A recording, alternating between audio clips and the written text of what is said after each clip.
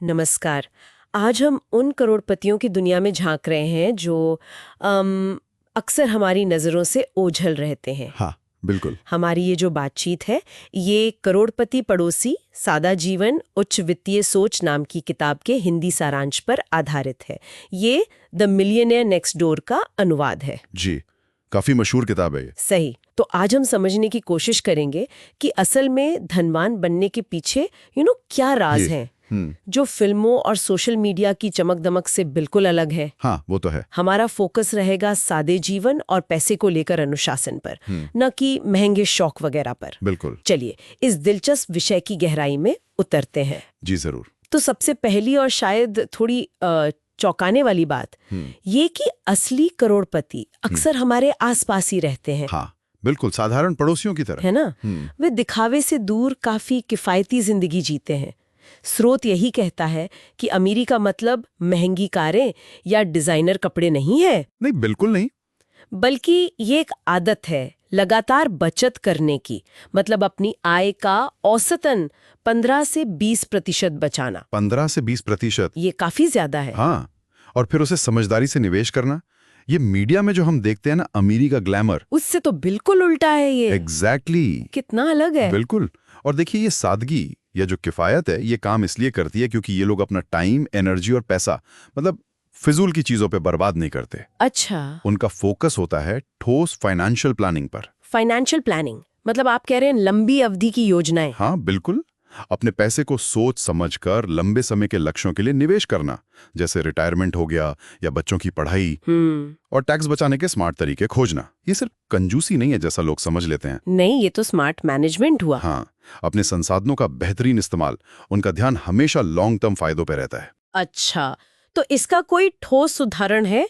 जैसे गाड़ियों के बारे में क्या पता चलता है? अरे हाँ, गाड़ियों वाला उदाहरण तो बहुत ही सटीक है इसमें। बताइए जरा। स्रोत के मुताबिक ज्यादातर करोड़पति कोई लेटेस्ट मॉडल या महंगी इंपोर्टेड कारें नहीं चलाते। सच में? हाँ, कई तो अपनी साधारण सी गाड़ी, जो शायद खरीदी भी सेकंड हैंड हो, उसे 5-10 साल या उससे भी ज्यादा चलाते हैं। अरे वाह। वो ब्रांड के नाम या दिखावे से ज्यादा ये देखते हैं कि गाड़ी की कीमत क्या है, जरूरत है भी या नहीं, और सबसे जरूरी, मेंटेनेंस कॉस्ट कितनी आएगी। वैल्यू फॉर मनी मतलब। बिल्कुल, वैल्यू फॉर मनी।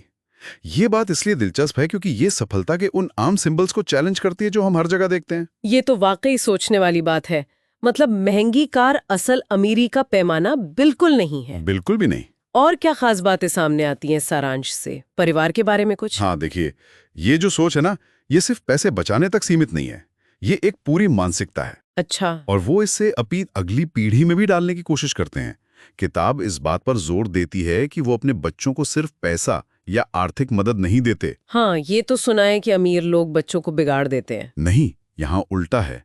वो उन्हें मेहनत, अनुशासन और पैसे की कद्र करना सिखाते हैं। अच्छा। लक्ष्य होता है उन्हें आत्मनिर्भर बनाना, इंडिपेंडेंट, न कि सिर्फ विरासत सौंप देना। ये तो बहुत अच्छी बात है। और इसी मानसिकता से जुड़ा है उनका बिजनेस चुनने का तरीका भी। कई करोड़पति ऐसे नीश यानी खास क्षेत्रों में काम करते हैं जहां शायद ग्लैमर कम हो। नीश जैसे मान लीजिए औद्योगिक सप्लाई का काम, या कोई स्पेशलिटी क्लीनिंग सर्विस, या कीट नियंत्रण। सुनने में शायद उतने आकर्षक ना लगें। हाँ, मतलब फैंसी नहीं है। बिल्कुल, लेकिन इनमें कंपटीशन कम होता है और कमाई लगातार स्थिर बनी रहती है। अच्छा, मतलब चमक दमक कम पर मुनाफा स्थिर। ये तो स्मार्ट है। एकदम।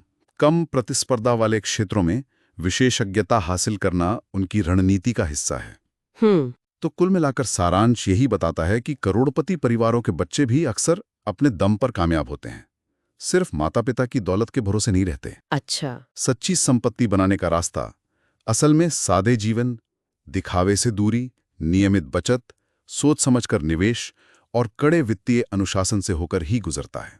तो इस पूरी चर्चा का निचोड़ मतलब सार यही है कि असली दौलत बनाने वाले लोग अक्सर बहुत शांत, अनुशासित और सादा जीवन जीते हैं। जी हाँ, जो हमारी आम धारणाओं से काफी अलग हैं। बिल्कुल। और ये जो सिद्धांत हैं, ये सिर्फ उनके लिए नहीं है जो करोड़पति बनना चाहते हैं। हाँ, ये सबके लिए है। मेरे हिसाब से तो हाँ।